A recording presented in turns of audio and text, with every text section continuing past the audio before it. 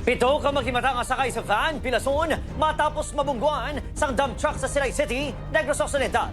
Sa Iling Pedreso may nagratsada nga balita. Sa dash camera nga kuha sa intersection padulong sa Bacolod Silay Airport, makita nga nagpondo sa makadali ang puti nga van. Sang nagdiretso na, nabungguan ini sang dump truck. Bangod sa impact, dutayan pa nga nagtakilid ang van. Pito ka mga sakay ang Pilason. Lakip na ang duha ka minor de edad kay isa ka senior citizen. Kalabanan sa ila, nakaagom sa mga pila sa ulo kag likod. Pabalik sa Silay City ang van sunod sa sakay nga si Alexander, bata sa Pilason nga senior citizen.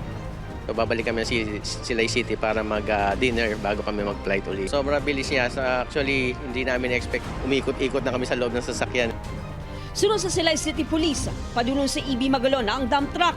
Posible nga wala nakapreno ang driver, rason nga nagdiretso sa van. Kung ato ng tawon, medyo may kadasigo. Base lang sa impact nga nakuha ta sa van. Kung sa iyang aligasyon, na-blackout man ang driver. Wala naghatag sang payag sa news team ang tagdumalahan sang dump truck. Reklamo nga reckless imprudence resulting to physical injury and damage to property ang natalana ipasaka sa truck driver nga nakagwa sa presuhan matapos mag-lapse ang reglementary period. Upod kay Herald Ekang, Eileen Pedreso ang naga. Ratsada!